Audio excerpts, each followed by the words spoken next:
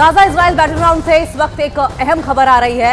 Israel की सेना ने दावा किया है कि हमास एक लंबी जंग लड़ने की तैयारी में है। इजराइल की सेना ने हमास के कमांड सेंटर पहुंचने का दावा कर दिया है और इसी कमांड सेंटर में इजराइल के बंधकों को रखा गया था। साथ ही साथ वहीं से हथियारों का जखीरा भी बरामद किया गया है। जंग की शुरुआत से ही इजराइल ये आरोप लगा रहा है कि हमास के लड़ाके अस्पतालों और स्कूलों को अपना ठिकाना बनाकर बैठे हुए हैं। और ऐसा इसीलिए भी क्योंकि उन्हें इस बात का भरोसा है कि इजराइल की सेना पर अंतर्राष्ट्रीय दबाव है और इस दबाव की वजह से वो अस्पतालों और स्कूलों पर हमला नहीं करेंगे। लेकिन बेंयामिन नेतन्याहू ने ये ऐलान किया है कि वो हमास के लड़ाकों के सफाए तक ये जंग खत्म नहीं करेंगे। और जैसे जैसे उनकी सेना उत्तरी गाजा के अलग अलग शहरों में घुसती जा रही है, ये युद्ध और भी ज्यादा भीषण होता जा रहा है।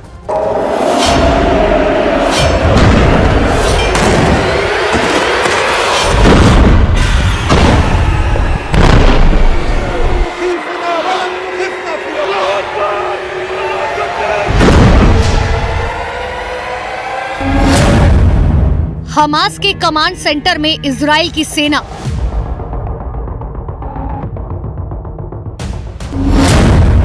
कमांड सेंटर में मिला हमास का वॉर कैलेंडर।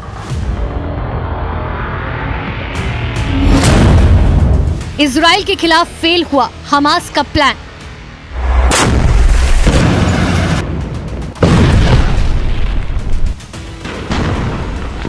ये देखिए, ये है हमास का वो कमांड सेंटर जिसे उसने उत्तरी गाजा के एक बड़े अस्पताल के नीचे बना रखा था।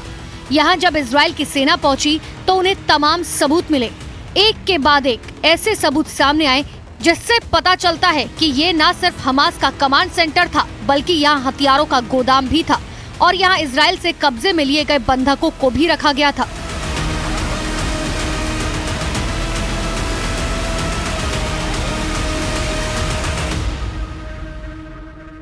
हम एक एक करके आपको हर एक सबूत को दिखाएंगे, लेकिन सबसे पहले देखिए हमास का वॉर कैलेंडर, जो यहाँ कमांड सेंटर की दीवार पर चस्पा था और जिसमें तारीख की शुरुआत होती है 7 अक्टूबर से, वही दिन जब हमास ने इजराइल पर हमला बोला था। और ऊपर लिखा है अल अक्सा फ्लड की लड़ाई।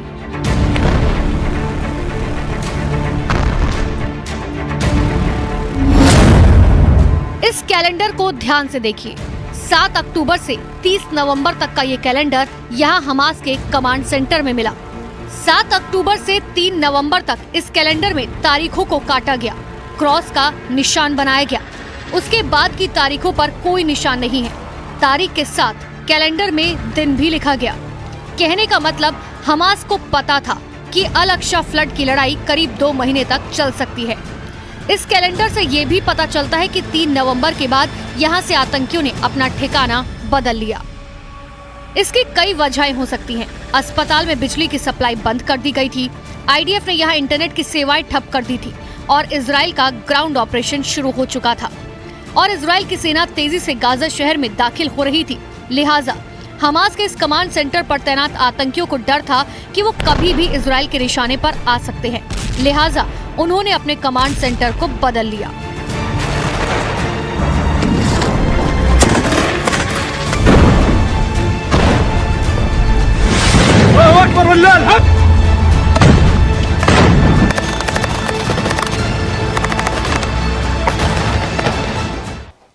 There is a list. This list, in Arabic, this list says we are in an operation, the operation against Israel. यहाँ हमास के तमाम हथियार भी मिले हैं। हथियारों का ये जखीरा छोड़कर जिस तरह से हमास के आतंकी यहाँ से किसी और जगह चले गए, वो बताता है कि हमास आतंकी यहाँ से आनन फानन में फरार हुए और हथियारों को यहीं छोड़ गए।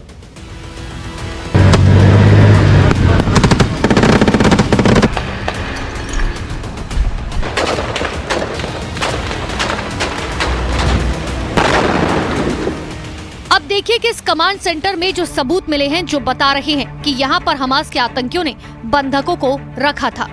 अल रतीसी अस्पताल के नीचे अंडरग्राउंड टनल में कुर्सी मिली जिस पर बंधक को बांधा गया था। इसके नीचे ही एक तार भी मिला जिससे बंधक के पैरों को बांधा गया होगा। वहीं दूध की एक बोतल भी मिली जिससे लगता है कि यहाँ पर बच्चों को भी बंधक बनाकर रखा गया था।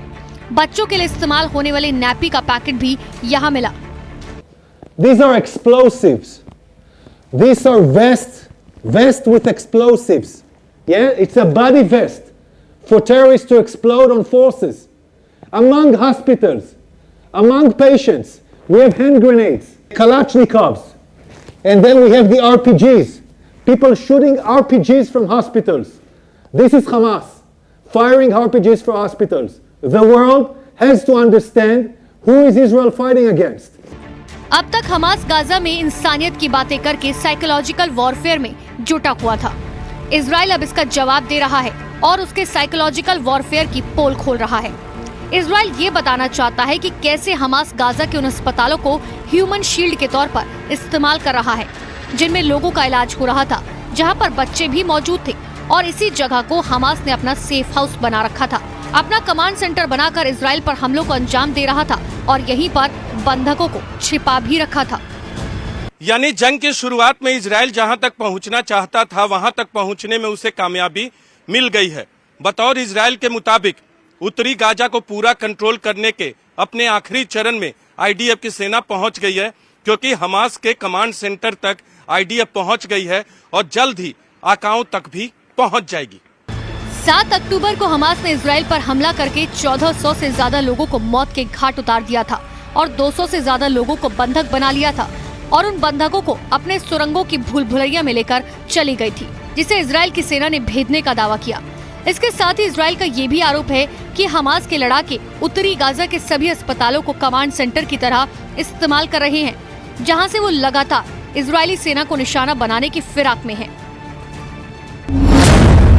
और दावा ये भी है कि हमास की इस चाल की वजह से इजराइल की सेना उत्तरी गाजा के अस्पतालों को निशाना बना रही है। अल कुद्स अस्पताल पर जो आरोप इजराइल की फौज ने लगाए, वैसे आरोप शिफा अस्पताल पर पहले से लग रहे हैं और ठीक वैसे ही आरोप अल रतीसी पे भी लगे हैं। उत्तरी गाजा के अल रतीसी अस्पताल में हथियारों के साथ हमास के वॉर कैलेंडर और बंधकों को रखे जाने के सबूत के साथ ही 7 अक्टूबर को इजराइल पर किए गए हमले में इस्तेमाल मोटरसाइकिल भी मिली और तो और हमास के आतंकियों का ड्यूटी चार्ट भी मिला। और इजराइल को यकीन है कि अल शिफा अस्पताल में इससे बड़ा कमांड सेंटर है, जहां इजराइल और हमास की जंग जारी है और जहां 7 अक्टूबर के हमले का मास्टरमाइंड यन्हा सिनवार के भी छिपे होने की आशंका है।